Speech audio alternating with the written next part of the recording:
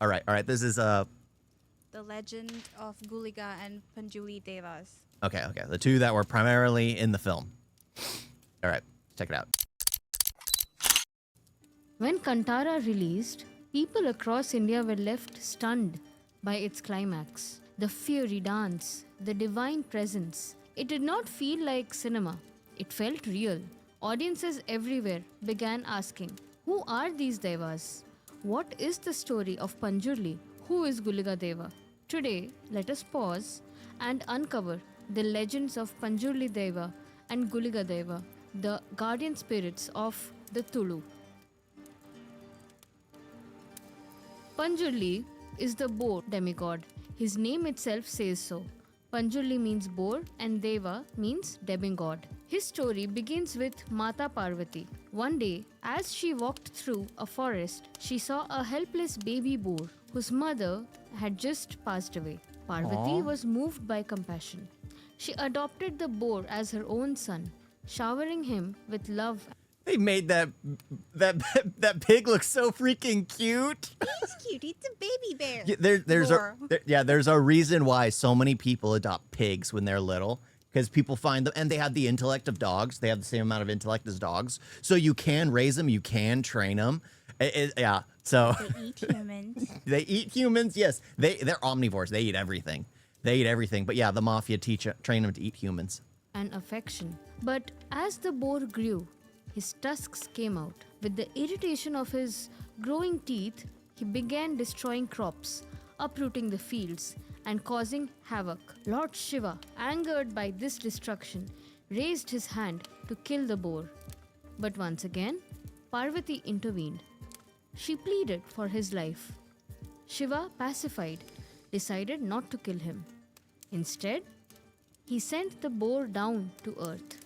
Here, he would live not as an animal, but as Panjurli Deva, the protector of people, guardian of the forests, and a guide who shows the right path. This is why farmers and villagers worship Panjurli to this day, seeing him as the protector of land and crops. It's so weird. He destroyed the crops in heaven to protect the crops on earth. It's like, okay, it's a punishment. Yeah. It's a punishment, a lifelong punishment.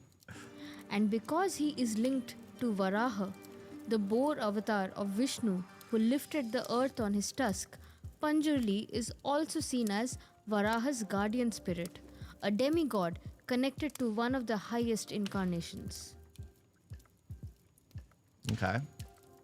Next one. If Panjurli is compassion, Guliga is ferocity.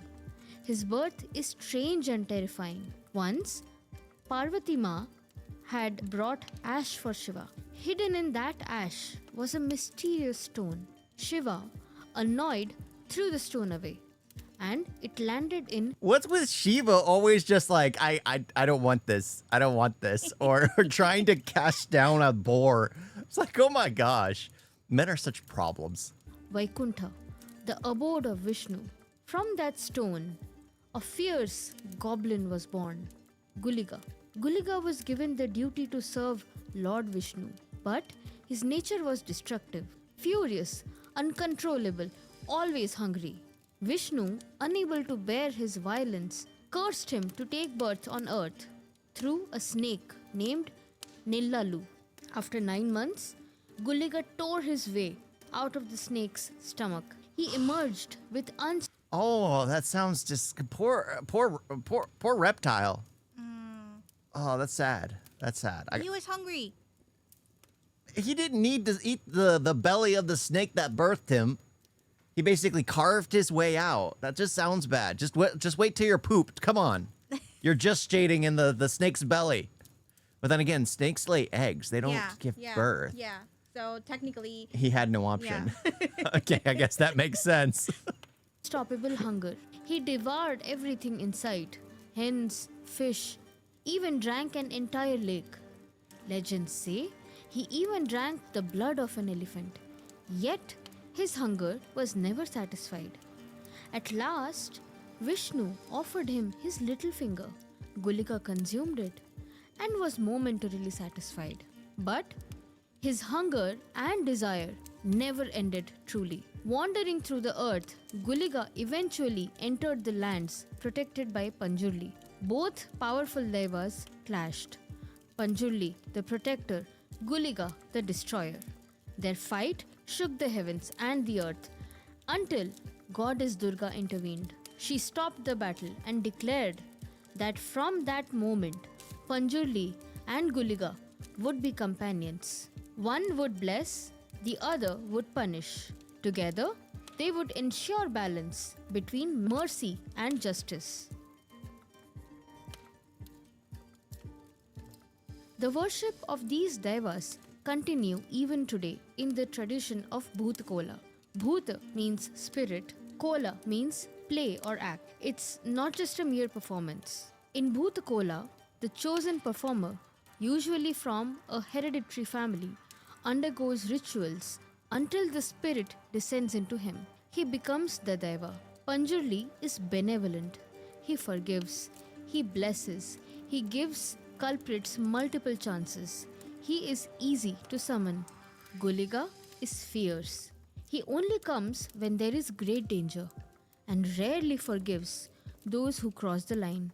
When possessed, the Deva speaks through the performer, resolving disputes, blessing crops, and even settling land issues. And it is no coincidence, for in Hindu tradition, Varaha lifted the earth on his tusk. Panjurli, being Varaha's demigod, is directly connected to the land itself. This is why, even today, people believe that in cases of land disputes, praying to Panjurli brings truth and justice.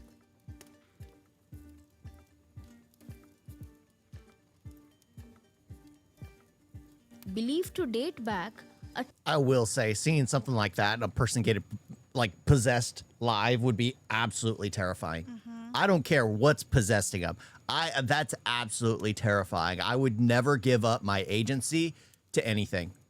I don't care. I don't care. The ghost, demon, spirit, God, I don't care. There's more negatives in the world that would try to take you over rather than something positive. I don't care if it's been time and tested, proven. Yeah, no way. No freaking way. That's just scary. at least 1,000 years ago. Some scholars even trace its roots as far back as 700 to 800 BCE. Unlike temple gods enshrined in idols, these Daivas were first worshipped in nature, under sacred trees, with uncarved stones in open fields. Over centuries, their worship blended with Hindu deities. Panjurli was connected to Varaha and Shiva. Guliga was tied to Vishnu's cosmic order. Yet, they retained their indigenous local identity as protectors of the land. This is why, in Kantara, the Devas' words are law. Even kings bow to them. So, who are Panjurli and Guliga? Panjurli, born from Parvati's compassion, sent by Shiva, connected to Varaha, the protector of the land, the one who forgives and blesses. Guliga, born from stone and ash, cursed by Vishnu, insatiable hunger, the punisher, the fierce reminder of consequences. Together, they represent the eternal balance of mercy and justice. This is why Kantara struck a deep chord, because behind the drama and cinema lies a living tradition, one that tells us the earth is sacred, justice comes from the divine, and no king or government is higher than the Deva. When the drums beat and the flames rise in Bhootkola, the villagers do not see a man in costume. They see Panjurli, they see Guliga, they see the guardians of their land. And perhaps they remind all of us, we are not the owners of the land. We are only its caretakers.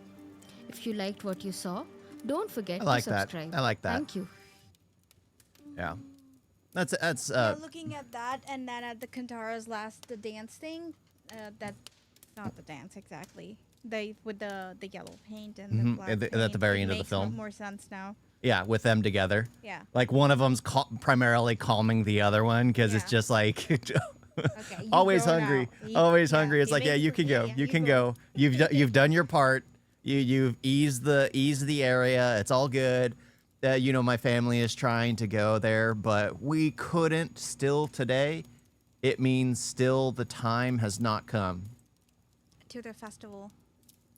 Oh, yeah. I mean, the festival's always done. There's always be a chance to go there. Hope so. I can go there soon. Yeah, you just have to feel the pull whenever the time's right, you know? Like, just like when you feel like traveling, like sometimes you just can't let go of the idea and you have to go there.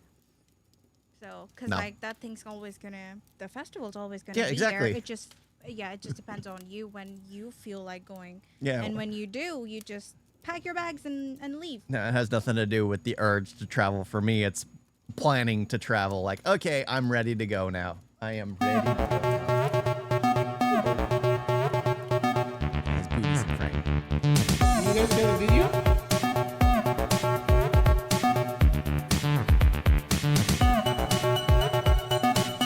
Why is it so bad? And don't forget to like and subscribe. Why is it like that?